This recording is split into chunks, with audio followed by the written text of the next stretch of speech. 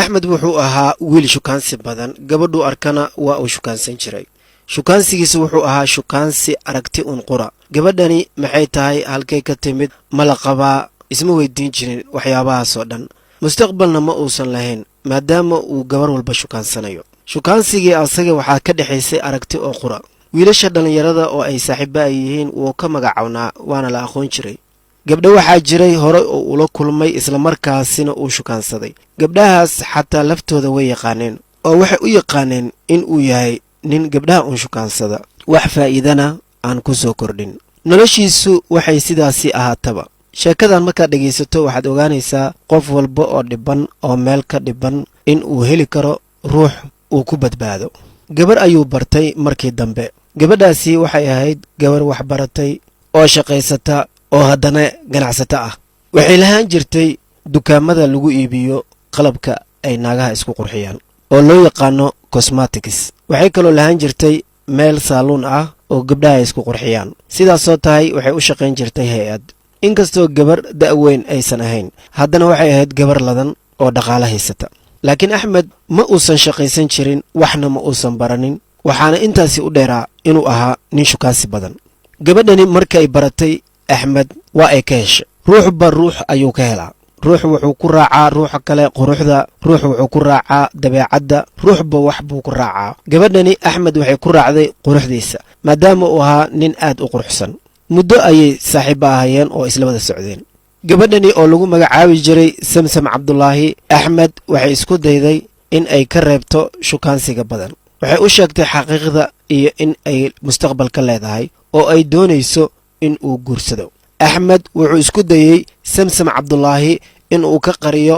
shukaansiga iyo gabdhaha uu la socdo mar walba uu gabar shukaansanayo wuxuu isku dayayey meel ay samsam ka dhoweyn iyo dad aan samsam aqoonin in uu markaasi wax ka shukaansado wiilasha saaxiibadiis ah wuxuu ka dhaadhiciyey gabadhii ugu fiicneed inuu helay taasina uu doonayo inuu mustaqbal ka dhigto mana doonayo axmed mar dambe gabar dambe inuu shukaansado sidaasi ayuu dadkii yaqaanay oo aqoonta u lahaa uu ka dhaadhiciyey waxaa barato waa baaska ayay soomaalida ku maahmaahan inkastoo dadka qaarkood ay aamineen haddana qalbigooda waxaa ka guuxayey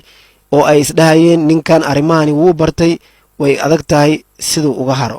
samsam way ku dadaashay kor iyo hoos ayay wax ugu sheegtay waxayna u sheegtay inay shaqo abuur u samayn doonto oo ganacsi ay wax ka bari doonto meelo uu ka ganacsadana ay u samayn doonto islamarkaasina labadooda ay isguursanayaan guurkoodana ayada ay u dhigi doonto axmed aad ayuu u farxay wuxuuna ku dadaalay inuu arrimahaasoo dhan uu iska iloobo wuu isku dayey inuu iska iloobo inuu isxakameeyo ayuuna bilaabay ilaa iyo intii ay samsam calafkiisa ay ka noqonaysay oo uu ka guursanayay markay wada aqal galeen oo arooskooda muddo laga soo wareegay kadib wuxuu dib u bilaabay hooshiisii samsam cabdulaahi oo waagii hore gabar iska ahayd wanaagsan oo shaqadeeda iyo waxyaabahaasi ka adkeed gabar aad diinta ugu dheggan ma ahayn waxay bilowday in ay diinta ku dhegto oo madarase ay bilowdo qur-aanka ay bilowdo axaadiista iyo gabar aad u xijaaban ay noqoto si ay u soo jiidato axmed oo asagana ay diinta barto waxay fahamtay haddii qofka diinta uu fahmo in uu diinta ay xakamayn karto oo waxyaabo badanna uu iska dhaafi karo axmed nafsadiisa waxay ku qalqaalisay inuu madarase bilaabo qur-aanka uu dib u bilaabo axaadiista barashadiisa uu dib u bilaabo laakiin axmed weli taas ma aysan bedelin labadooda waxay noqdeen laba wadaad oo masaajidka iyo madaarista ku xiran axmed wuxuu ahaa mid shukaansigiisa sii wato oo gabdhaha midba mid uu sii shukaansado samsam cabdulaahi mar walba way maqli jirtay shukaansiga iyo gabdhaha uu la kulmaayo mararka qaarkood hadalladaasi ayaa soo gaari jiray inkastoo wax cad aysan ku qabanin arrintu waxay sidaasi ahaataba maalinta ka dambaysa samsam cabdulaahi waxay go'aan ku gaartay in ay ninkeeda ay xaas kale u dhisto bal arrintaasi haddii uu ku degaayo iyo haddii uu isbeddel uu samayn karo axmed ayay u soo bandhigtay in ay xaas kale ay ku darayso oo xaas kale ay siinayso arrintii axmed waa uu soo dhoweeyey wuxuuna ku dhaartay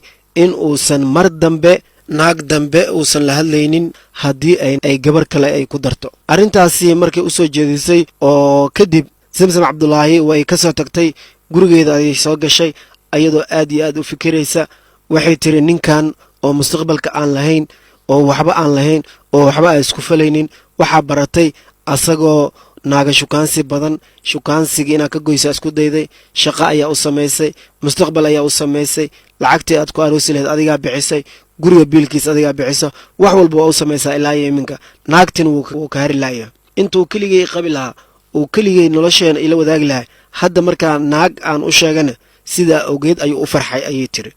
waa inaan ninkan noloshiisa aan bedelaa oo arrimihiis aan wax ka qabtaa ayay samsam cabdulaahi go'aan ku gaartay waxayna go'aansatay in naag aysan ku darin maadaama maseerkii uu ku sii batay samsam marba marka ka dambaysa way u soo laabatay axmed waxay u sheegtay in ay doonayso inuu nin wanaagsan noqdo shukaansiga uu iska dhaafo wax naag ay ku daraysana aysan jirin uu shaqaysto wax walbana uu qabsado haddii uu arrimahaasi uu qaban karinna uu iska furo axmed arrintii ayaa ku caddaatay islaantiisa maslaxa ayuu ugu dhaqaaqay wuxuuna u sheegay inuu naag kala rabin naagna uu shukaansanaynin waxyaabahaasina ee iska ilowda waxay noloshooda sidaasi ku sii wataanba ninkanna uu shukaansigiisa uu hoos ka wato maalin ayaa ilaahay fadeexeeyey maalin maalmaha ka mida meel timaha lagu jaarto asagoo joogo oo timaha loo jaraayo ayaa waxaa soo gashay gabar ayaa imaatay meeshii timaha lagu jarayay oo aad u qurux badan gabadhii ayuu ka helay markii timajarka loo dhammeeyana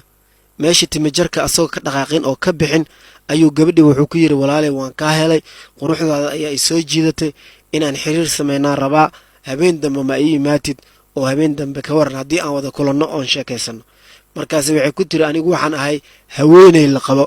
markaasu wuxuu ku yidhi haweeney la qabo haddaad tahay xataa ii imaaw ninkaaga waxaa u sheegtaa arrimo inaa habeen dambe aad meel aadayso aroos aadayso ka dhaadhici waxyaabahaas u sheeg eena ii imaaw markaase waxay ku tiri gabadhi ninkayga waa kan timaha kuu jaraayee adiga u sheeg aniga uma sheegi kareen meeshii ayuu ku fadeexoobay axmed oo arrintii ayaa ku caddaatay ninka meesha timaha u jaraayan wuxuu ahaa nin garanaya samsam cabdulaahi arrintii ayuu soo qaaday ninkii wuxuuna u soo sheegay samsam cabdulaahi oo axmed xaaskiisa ahayd markii arrintii samsam loo sheegay iyo siday u dhacday iyo ninkeeda siduu u fadeexoobay waxay go'aan ku gaartay in ay garaacdo oo ay idbiso axmed waa uu soo dhaqaaqay guriga ayuu soo aaday kama uusan warqabin fadeexada uu la kulmay xaaskiisa in ay ka warqabto asagoo is ogeen ayuu guriga soo galay qolka fadhiga ayay fadhiisisay caano ayay u shubtay waxayna ugu soo dartay kaniiniga hurdada caanaha markuu ku cabay qolka fadhiga kursiga fadhiga intuu ku fadhiyey ayaa hurdo la tagtay asagoo hurda ayay soo qaadatay maro markaasay labadiisii gacmood ay isku xirtay waxay kaloo soo qaadatay gaam ama sharooto oo ay afka uga xirtay si haddii uu qayliyo aysan dariska u maqlin qaylidiisa biyo yar ayay soo qaadatay oo ay wejiga uga shushubtay si ay uga baxdo daroogadii ama kaniinigii ay siisay axmed markuu soo naxay wuxuu arkay gacmihii uu ka xiran iyo afkii uusan ka hadli karin markaasay uu ka codsaday gacmaha iyo afka inay ka furto iyo sababta igu xirtay ayuu weydiiyey markaasay tiri afkaagana aamus waan ka kari waayey gacmahaadana socod waan ka kari waayey hadda kadib sidaana u xirnaanaysaa noloshaada inta ka dhiman axmed wixii wakhtigaasi ka dambeeyey edab ayuu qaatay naag dambana ma uusan shukaansanin sheekadii gaabneed aan kugu talagalnana intaasi ayay ku eg tahay waa ku mahadsantihiin daawashada fideogan haddii aad ka heshay fadlan legarey isla markaasina shargareey sabskraibeka naga iloobin mahadsanid